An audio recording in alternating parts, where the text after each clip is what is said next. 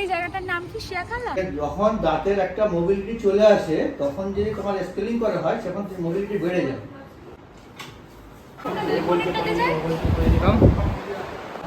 দেখে দেখে তো চোখে ছানি পড়ে গেল। গাইস একটা রিলস বানাচ্ছিলাম, রমজান তখন নিতে পারছিল না বেচারা, কষ্টে দুঃখে আমার দিকে খালি গ্লাসটা দিয়ে বলছে দুটো তুমি খেয়েছো। অনেকেই বলে দিন যত যায় স্বামী স্ত্রীর ভালোবাসা নাকি কমে, কিন্তু আমার ঠিক উল্টোটা মনে হয়, অনেক বেশি ভালোবাসা আর সাথে টান বাড়ে। আসসালামু আলাইকুম গাইস, কেমন আছো সবাই? আশা করছি সবাই অনেক ভালো আছো, সুস্থ আছো। আলহামদুলিল্লাহ আমরাও অনেক ভালো আছি, সুস্থ আছি। আজকে আমি বোরখা পরেছি প্রথমবার, না দ্বিতীয়বার, তাই না? মানে নিজের শখের বোরখাটা প্রথমবার পরেছি। চাপাডাঙ্গা, আরামবাগ, তারকেশ্বর ওই রুট ধরে যাবো হচ্ছে শিয়াখালা।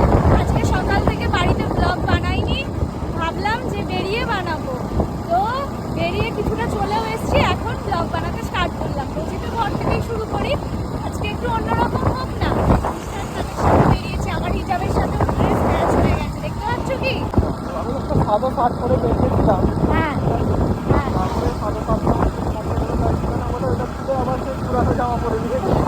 সাদা শার্টটা আসলে টাইট হয়ে গেছে, বিছানার খানে একটু মোটু হয়ে গেছে, তো ওই জন্য। তো যাই হোক, আমরা আজকে যাচ্ছি শিয়াখালায়। কেন যাচ্ছি তোমরা অনেকেই জানো, ওই যে দাঁতের ক্লিনিং কি ছিল, স্কেলিং করানো ছিল। তো আজকে মিস্টার খানের ছুটি, তো এখন আমরা যাচ্ছি। ভালো লাগছে দেখতে। শিয়াখালা থেকে অনেকেই আমাদের ব্লগ দেখা প্রত্যেকেই যেতে বলেছে তাদের বাড়ি। কখনো রাস্তায় দেখা হয়ে গেলে ডাকবে, চলে যাবো, তাই না? এখন গাইস ক্রস করছি জঙ্গলপাড়া বাজার। এগুলো থেকে মানে এইসব জায়গা থেকে অনেকেই আমাদের ব্লগ দেখো। এখন ক্রস করছি গাইস মশার, এখানে মশার চাষ হয়, গাছার লাগবে নিয়ে যাবে। মশার হাট মানে মোষের হাট।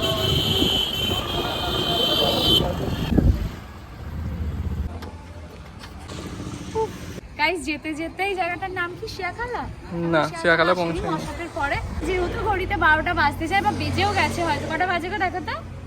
12টা বাজতে 10। 12টা বাজতে 10। ডাক্তারবাবু টাইম দিয়েছিল 10টার সময়। এখন আমরা একটুখানি খাওয়া দাওয়া করবো, বাড়ি থেকে খেয়ে ইচ্ছা করে বেরোয়নি যে বেরিয়ে কিছু খাবো। তো চল এখন। সুন্দর ধান নিয়ে আছে, ধান চাষ হয়েছে। এখনো দেখো এখানে ধান এখনো বীজ দেয়নি, সবে মাত্র চষছে। ওইগুলো সবে মাত্র 2 দিন হলো বীজ দিয়েছে। চলো গাইস যাই ভিতরে। আজ যেহেতু ইন্ডিপেন্ডেন্স ডে, তাই জন্য সুন্দর করে বেলুনস দিয়ে সাজানো, ডেকোরেট করা। অলমোস্ট সব দোকান সব কিছুই। কি ভিতরে আবার কি আছে দেখো, কি সুন্দর একটা অ্যাকোরিয়াম রয়েছে যেখানে প্রচুর মাছ রয়েছে। ভিতরে স্পেস আছে। বাইরে ভালো, বাইরে চলো।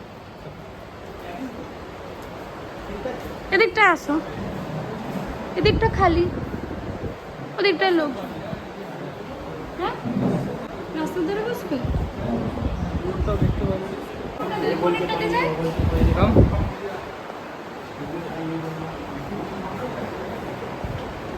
আমার ভাল লাগে পাশাপাশি বসতে, রমজানের ভাল লাগে মুখোমুখি বসতে। হ্যাঁ, দেখতে পাবো। হ্যাঁ দেখতে পাবো। ক বছর দেখছো? 11 বছর। দেখে দেখে তো চোখে ছানি পড়ে গেল, আবার কি দেখবে? একই থোবড়া। চেঞ্জ করতে চাও? মনে দুঃখ নিয়ে বললো না, জাস্ট এক্সপ্রেশনটা যদি দেখতে, বললো না। কেমন বললে? দেখো ওই দেখো বাইরে ভিউটা বেশ সুন্দর লাগছে দেখতে। চলে তো এলো রেস্টুরেন্ট, আবার খাবে কি? একদিন পর পর অনেক বিরিয়ানি খাওয়া হয়েছে, তাই বিরিয়ানির দিকে যাব না। রাইস নাও এক প্লেট, এক প্লেট ফ্রাইড রাইস, তার সাথে চিকেনের কিছু একটা আইটেম নিয়ে। এটা ফিশ ফ্রাই না? ওকে গাইজ আসতে না আসতেই না আমাদেরকে কমপ্লিমেন্টারি একটা ড্রিঙ্ক দিয়ে গেছে, দুটোই যদিও আমাকেই দিয়ে গেছে। আমাকে তো দেয়নি। দেয়নি, আমি মিস্টার খানকে একটা শেয়ার করতে পারবো। Okay thank you madam, thank you. না, ও বন্ধুর সাথে অনেক কথা বলছিল, আমি ওর থেকে নিয়ে চলে এসেছি যে তোমাদের দেখাবো। এটা কমপ্লিমেন্টারি, কিছু মিশিয়ে কিছু দেয়নি বা? এইখানে মেশানো আছে পুদিনা পাতা, লেবু। টেস্ট ভালো। আমি না বেশ কিছুদিন ধরে টাইম পাইনি যাবার সেলুনে যাওয়ার, তুমি এত বড় বড় দাড়ি বানাও। দেখো টেস্টি না? ভাইদের মধ্যে তো Cheers! কেন করে? কেন? এর একটা মানে প্রথা ছিল, আগেকার রাজারা, মানে আমিও শুনেছি, সেই জন্য বলছি, রাজারা একসাথে বসতো, সব রাজারা। তো কি থাকতো, কাঁচের গ্লাস নয়, তখন কাঠের গ্লাস থাকতো। তো drink ঝাঁকানোর দিত, জন্য? না ড্রিঙ্ক দিত। কেউ কাউকে বিশ্বাস করতো না অ্যাকচুয়ালি, ঠিক আছে, রাজাদের কাউকে বিশ্বাস করে না। হ্যাঁ, হ্যাঁ, বলে না, অর্ডারটা আমি পরে বলছি। কমপ্লিমেন্টারি ড্রিঙ্কটা আজকের জন্য শুধু। এবারে যখন বসে নিজেরা যখন মানে এরকম বসতো খাওয়া দাওয়াতে, তো কেউ কারোর গ্লাসে কি বিষ মিশিয়ে দিতেই পারতো রাজাদের মধ্যে ব্যাপার। সেই জন্য কাঠের গ্লাস না সবাই একসঙ্গে জোরে ঠুকতো, যদি অন্য কারোর গ্লাসে থাকেও তাতে উছলে গিয়ে অন্য পাত্রে পড়ে যেতে পারে। কি তো অবস্থা! এই জিনিসটার জন্য জাস্ট চিয়ার্সটা এসেছে, ঠিক আছে? এখন দেখি কাঁচের গ্লাসে আসতে করে, ঠিক আছে, But ভেঙে যাবে তো না হলে। তখন থেকে স্টার্ট হয়েছিল, ঠিক আছে। আজকে মানুষ এখনো করে, কিন্তু কেন করে নিজেরাও জানে না। তোমরা কারা কারা জানতে এই বিষয়টা বা জানো কমেন্ট করে অবশ্যই জানাবে, যেটা রমজান বললো বৃষ্টি আসবে বলে। কোনো কিছু নিয়ে নিয়ে আমরা বেরিয়ে পড়েছি, আমার রেনকোটটাও নেওয়া হয়নি, ব্যাগে রেনকোট নিয়ে বেরোলে ভালো হতো। দুটো খেয়েছো তুমি? হ্যাঁ, আমাদের খাইনি, আমাদেরকে নিয়ে গেছি। আমার দিকে খালি গ্লাসটা দিয়ে বলছে দুটো তুমি খেয়েছো, এর বিচার চাই, বিচার চাই। এখন বসে আছে, আমি যাচ্ছি এখন হাতটা ধুতে। সুন্দর একটা বেসিন দেখতে পাচ্ছি, আর বেসিনে দেখতে পাচ্ছি তোমাদের প্রিয় সুন্দর রোশনারা, তাই না? কি মিষ্টি দেখাচ্ছে।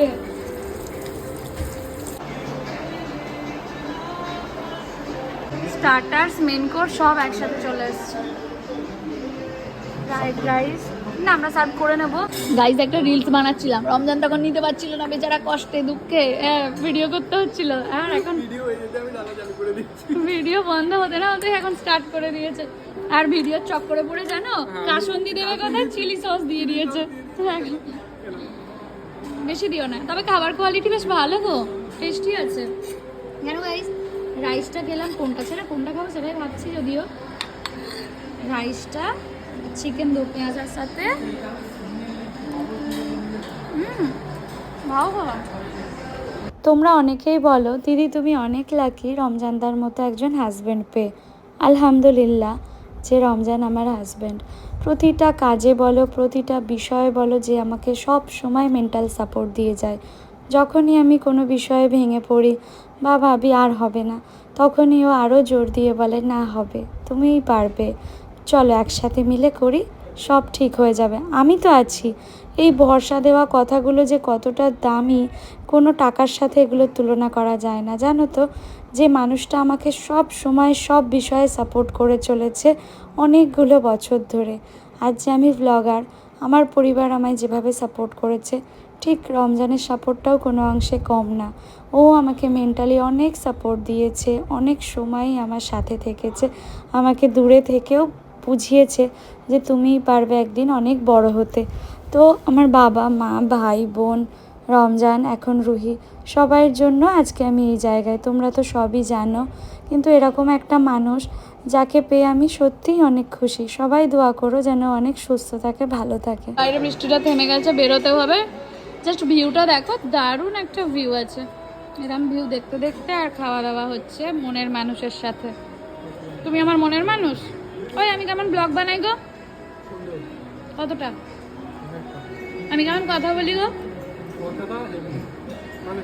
কথাটা হেব্বি, কথাটা খুব সুন্দরভাবে গুছিয়ে সাজিয়ে দিয়ে বলতে পারো, ব্লগটা আরো বেটার বানাবে। মানে রমজান এডিটিং এর ওপর অনেক জোর দেয়, তাই তো বলে আরো ভালো এডিট করো, আরো এই করো।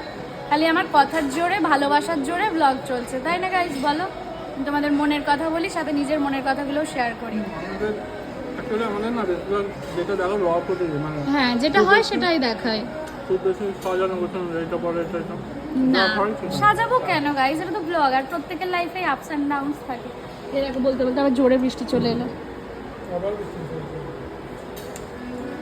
মনে হচ্ছে না আজকে আমরা ইন্ডিপেন্ডেন্স ডেতে ডেটিংয়ে বেরিয়েছি। চলো খাবার থেকে বকছি বেশি, খেয়ে নিই, পরে কথা হচ্ছে।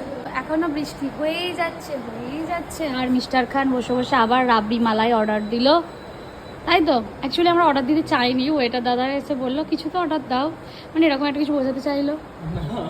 হ্যাঁ এরকম একটা বোঝাতে চাইলো যে অর্ডার তাই দিয়েছে। আমি আমার ইচ্ছেটা জানলো কি করে, মনের ইচ্ছেটা। ভিতরে একটা ছিল, সেটাকে বার করানোর জন্য বলতে হয়েছে। ওরে না, যাই হোক চলো এখন আমরা ওয়েট করছি। বাড়ির জন্য ফিশ ফিঙ্গার অর্ডার দিয়েছি, পার্সেল নিয়ে যাব। এখন আমি ডেন্টিস্টের কাছে যাব, দাঁত ক্লিনিং করাবো, তারপরে বাড়ি যাবো। তাও নিয়ে নিলাম, এখানে ফিশ ফিঙ্গারটা ভালো ছিল, যেহেতু যাওয়ার সময় আমরা এখান থেকে যাবো না এটা দিয়ে, তো রমজান বললো এখানেই নিয়ে নাও বোনেদের জন্য। এখানে রাবড়ি মালাইটাও এসে গেছে, আমার মতোই মিষ্টি দেখতে।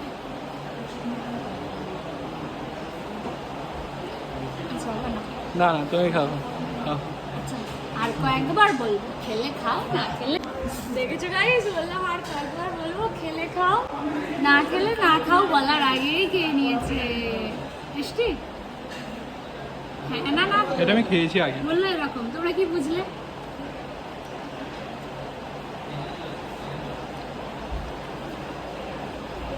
ভালোই, খারাপ না, চলে যাবে। এদিকে ঘুরে বেরিয়ে সব ধ্বংস হয়ে যায় মাঝে মাঝে, এটা আমার মনে পড়ে। তারপর আবার মনে হয় ঠিক আছে খাওয়ার জন্যই তো দুনিয়া করা, ইনকাম করা, খেয়েই যাই। একদম।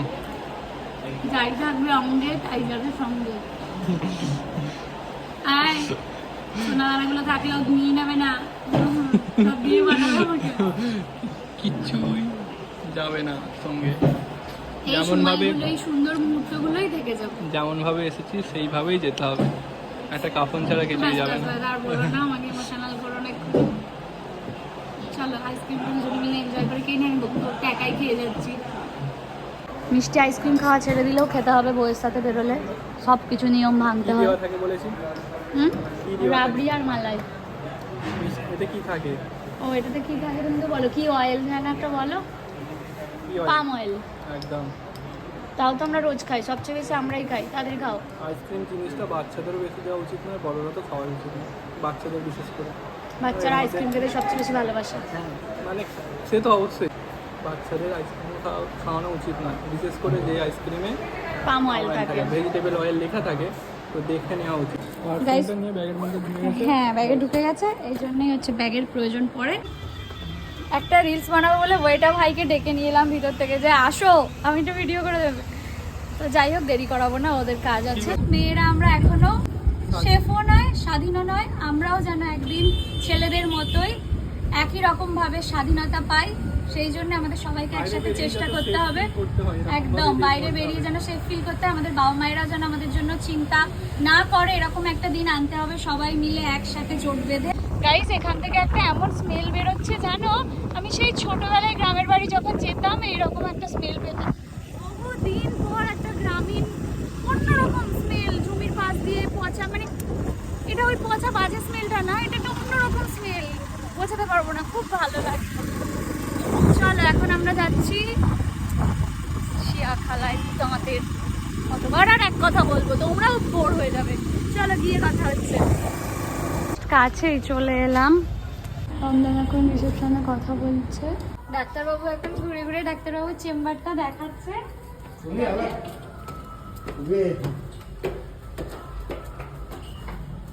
স্কেলিং থেকে শুরু করে দাঁতের সমস্ত রকমের ট্রিটমেন্ট হয়। এটা হচ্ছে মেন না, এটা মেন না, আমরা বলে এটা ডিপার্টমেন্ট। এখানে আরসিডি হয়, তুমি শুনেছো RCD, root canal, tap, crown, এটা এই ডাক্তার করতে।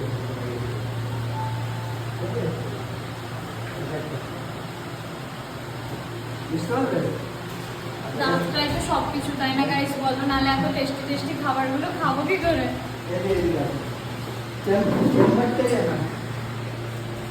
এটা চেম্বার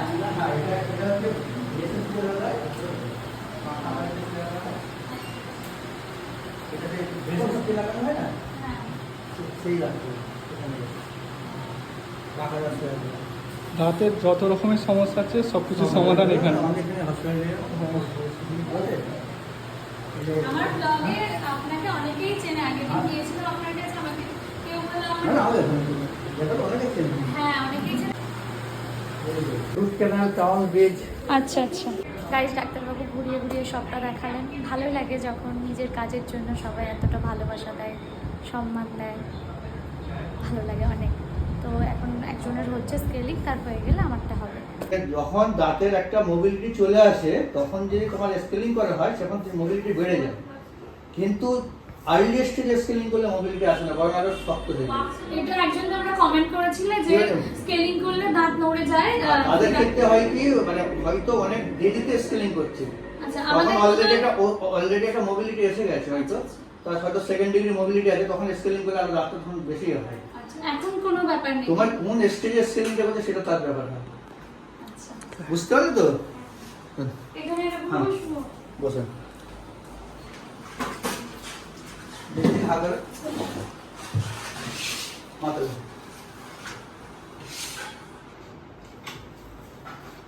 তোমার কোনো প্রশ্নই নাই, কি বলছি বুঝো তো? মোবিলিটি